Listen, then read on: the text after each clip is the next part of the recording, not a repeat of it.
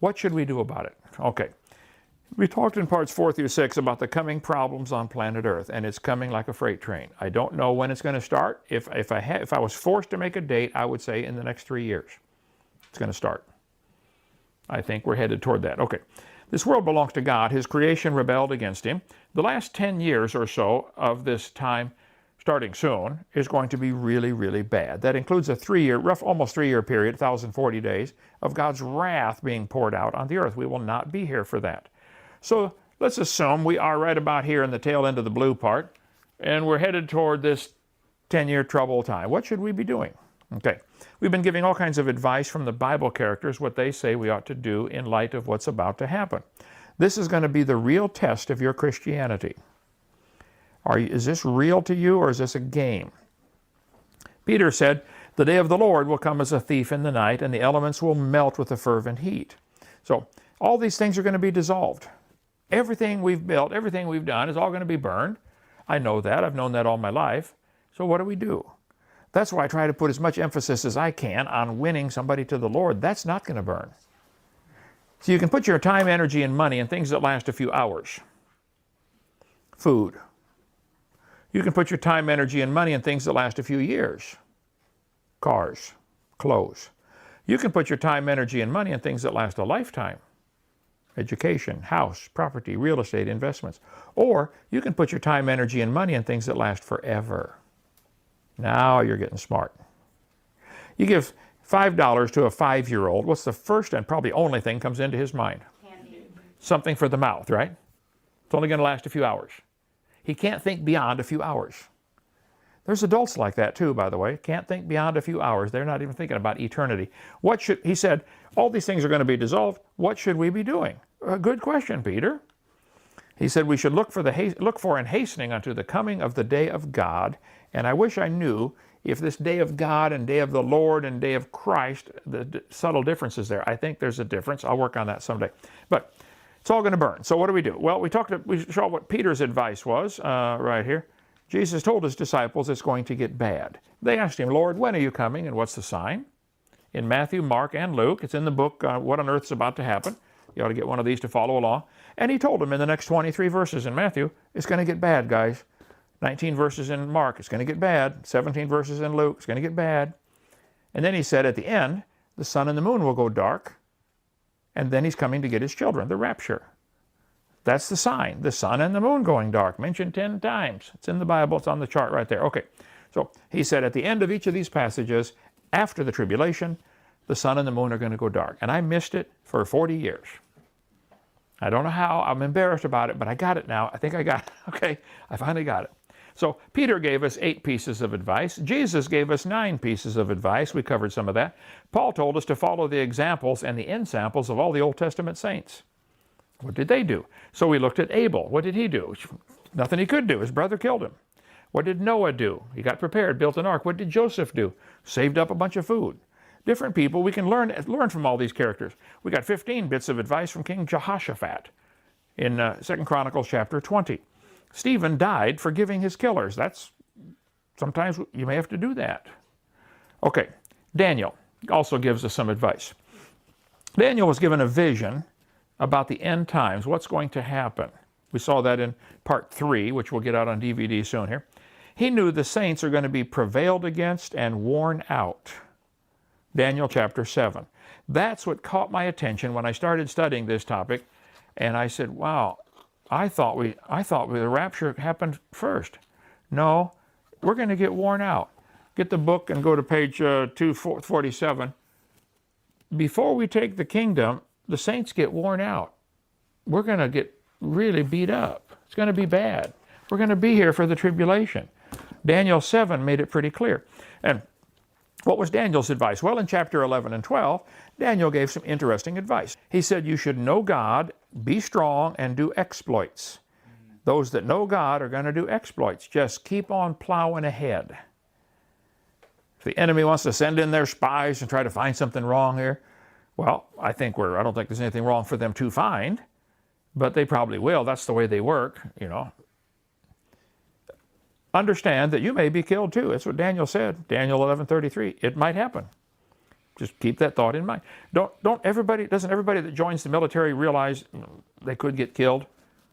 When you go into battle, that is a risk, isn't it? Most definitely. Yeah. I mean, when you sign up, that just comes with the territory. You might get killed. You need to instruct many. I love this part. That's, I think, God's calling on me. And God gifts different people for different things. He did not call me to be a mother, I promise you, okay? But He gives you the equipment you need to do what He calls you to do. And I like to teach. I think God gave me the gift of keeping it simple for people to understand. Like, oh, wow, I get it. It's great. I'm going to spend the rest of my life in 4th grade. I love it, okay? Keep it right there where people can get the cookies off the lower shelf. You need to be wise and turn people to righteousness, Daniel chapter 12. Those that be wise are going to turn many to righteousness. Wow, that's what I want. How many people have you turned to the Lord in your lifetime? Not how much money have you made. How many people have you personally turned to the Lord? I think that's a good measure of how you're doing, really. You don't measure how successful you are by how big your car is or how big your bank account is or how big your house is. Some people, that's how they measure it. I drove today through a really rich neighborhood where all the big fancy houses are, and I'm sure they think, well, I've succeeded. I got a 4,000 square foot mansion. Okay, if that's how you want to measure success, that's up to you. I got a 1,000 square foot 2-bedroom house, but how many people eat in my house every day? Hundreds. Hundreds. Okay. With a tin roof. It doesn't matter to me. It really doesn't. It doesn't matter. I'm not impressed.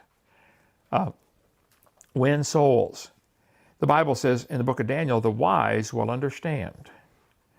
I've asked God thousands of times, Lord, give me wisdom. I want to understand. Even if it's bad, I want to understand what's coming.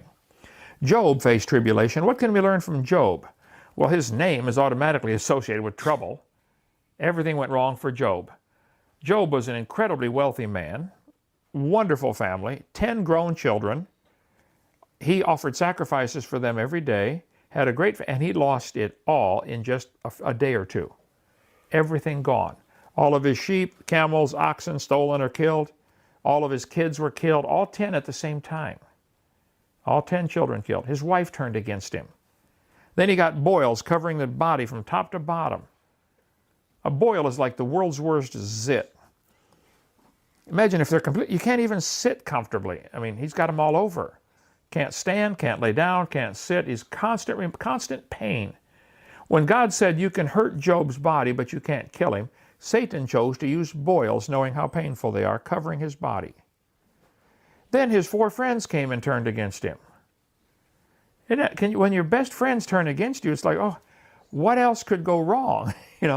His wife turned against him. His kids kids are gone. What else could happen? What did Job do? He maintained his integrity. I like that. His friend said, Job, you must have sinned. He said, guys, I didn't sin. Well, Job, you had to. And for 35 chapters, they argued with Job. You had to sin, Job. It's obvious. You did something wrong. What did you do? He maintained his integrity. He knew that is not why this happened to him. Read Job chapter 2, verse 3 and 9, Job 27, Job 31. Just read it. Job maintained his integrity. He said, I didn't sin to cause this. I'm glad Brady came down and did that website. Kent Hovind is innocent. I didn't break any laws to go to prison. They broke the laws, okay? And I hope President Trump does something about it. And he could. Whether he does or not, and if enough people call him, maybe he will. I think they should return everything they stole, apologize, and leave me alone. I think they should obey the law. Now, that would be a new wrinkle. Anyway, if you know you have clean hands and a clean heart when trials come, then don't let others put a guilt trip on you. I think I've maintained my integrity for the whole 12 years since this has been going on. I didn't sin. Okay. I got people still, last night texting me, you had to do something wrong. Well, would you please show me? What? This has been a common tactic for torturers for centuries. What they'll do, and I've read so many books about what the Soviets did and the Chinese did, they will torture someone until they confess to a crime that they didn't do. Then they will execute them publicly and list, oh, he confessed to this crime, and all the people say, oh, wow, I didn't know he's a bad guy. Many pastors have been killed in communist countries after they tortured them into making some confession so that it'll destroy the church. Look at you Christians, your pastor had, committed adultery with 40 women and he confessed it. Here's the tape recording of him confessing it after being tortured for 10 days. Yeah. That's what they do. That's common tactic, communism 101. So don't let others put a guilt trip on you and make you think you did something wrong if you didn't. Now, if you did, well, then fix it, okay? They try to get the victim to confess to some heinous crime, repeating the allegations over and over until the accused believes it themselves. It's a brainwashing thing. That's what they've done for centuries. They're good at it. Job decided he would keep trusting God even if God decided to kill him. He said, though he slay me, yet will I trust in him. But I will maintain mine own ways before him, Job 13.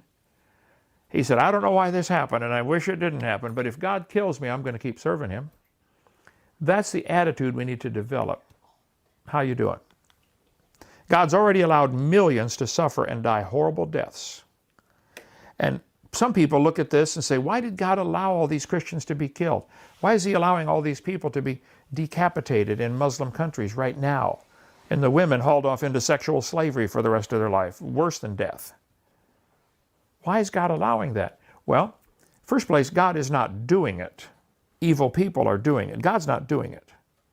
And God is keeping careful records, and he will set it straight, okay? It's not over. God may be using them to witness. It may be gathering evidence against these wicked people for their trial.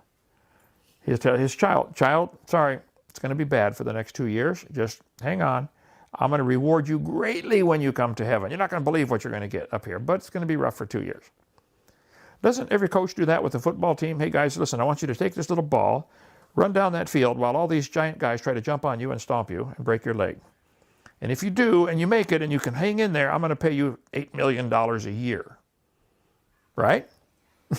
Don't they think it's worth the reward, apparently? Well, I think that God's got way more than that to pay us. So it may get bad. I wish I could say it's not, but I'm not going to tell you something good is about to happen to you, because something bad may happen to you. But you just keep your heart right with God. When you're called on to starve to death, what if you're called on to starve to death because you refuse to take the mark? You can see this coming like a freight train, folks. If you don't have a mark, you can't buy or sell. That's all. It's not like they're going to beat you and force you to take the mark. Oh, I'm sorry, you don't have a chip in your hand, you can't buy at our store. How close are we to that happening in the world? It's already devised. It's been devised for 15, 20 years. RFID. Now, I don't know if the RFID is it or not. I suspect it is. But we are this close to them saying, look, there's too much cash, phony cash going around. People counterfeit money. There's too many bad credit cards. There's too easy to write a bad check. We're going to shut down the whole banking system and everybody get a chip. And if you don't want to do that, that's okay, but no store is going to take your cash anymore, and no store is going to take your check anymore. Aren't we close to that happening? And all it says is you can't buy or sell. What would happen? Many other Bible characters face trials and tribulations and even painful deaths. Read their stories. Ask God how he wants you to respond when it's your turn. Remember, those stories are for our examples. You should read what happened to Job and say, wow, can I do that? I don't want to do that, Lord. But if it comes, it may come. How are you going to respond? It seems that the instructions may be different for different believers. Some believers, God wants them to go hide thyself, like in the book of 1 Kings. God told Elijah, there's a famine coming, you go hide. That was his instructions, and he followed it. God may tell some Christians, look, you go hide. That's clear instruction. Others were told to stand fast and die for their faith. Others were told to fight, go defend themselves. Whatever God calls you to do, go do it. It can all be summed up in just simply doing what Jesus already told us to do. Go into all the world and preach the gospel to every creature. If we would all focus on that, He would take care of everything else. God's heart is that none perish. God is not willing that any should perish. So, remember, as bad as it may be for you, it's worse for the lost. You may go through some bad times. They're going to go through a bad eternity, aren't they? Yeah. Don't missionaries sometimes go into dangerous situations where they may even get killed, and many do get killed, and they're trying to bring the gospel to them? Well, also keep in mind, those who go along with the beast and take the mark might have it really good for a while, short time. Those who obeyed Hitler had it good for a few years. Those who followed Hitler, man, they were promoted, they were given lots of money, they had everything they wanted. The women flocked around Hitler, and he rewarded all of his people. Oh, hey, you're going to follow me and be faithful to me. They had it really good for a few years, didn't they? They would go into a town, rob all the Jews, divide up all their goods. They were living off of stolen goods. I bet I've read 300 books on Hitler and the Holocaust and that kind of stuff. I'd love to study that kind of stuff. What he did is what's the same thing going to happen again here. Those who followed along had it really good for a while. Those who follow the Antichrist, those who take the mark, are going to say, what's wrong with you? Why don't you take this chip? What's the matter with you? Come on. It's going to be good for a short time. Keep that in mind. Don't look when the wicked prosper, don't you get discouraged and say, Lord, why don't you do that for me? He's keeping records, not a problem. The lost face the same fate and same problems that all of us are going to face. Economic collapse, wars, famines, earthquakes, it's all coming. We get raptured out at Revelation 6:12 when the sun and the moon go dark. Read what happens in the first 11 verses of Revelation 6. You want to see what's coming? Revelation 6, verse 1 through 11. Just read it. We're all going to face that. Plus, the lost people are going to be there for the next 1,040 days when God's wrath is poured out. That's not going to be good. So as bad as it is for us, it's worse for them. So we need to be sensitive and try to win them to Christ. Plus, they've got a whole eternity in the lake of fire. So I think we need to look at this from a different perspective. How does God see this? What should we do, Brother Hovind? Bad times are coming. Well, I'm just trying to give you some advice from different Bible characters and show you what they did. Got a few more next time, tomorrow night. A little more advice from the Bible, and then the closing to part 7, and then Nick can get all the DVDs done and out the door and get the whole series done. But I'd like to challenge you all to look at your life and say, what are you living for? Where did your time, energy, and money go this last week? Have you done anything eternal? Anything for eternity? Have you told anybody about the Lord? Did you give anybody a gospel tract? Did you witness to anybody? Is your whole life wrapped up in you and what makes you feel good? Okay, we'll see you Judgment Day. See how that works out for you. I am eaten up with this idea of trying to do something for God's kingdom with my life. I wish we had 1 million people like that. There's something burning inside. Out today when I was out witnessing to folks, I thought, man, this is what we ought to all be doing all the time. Win somebody to Christ.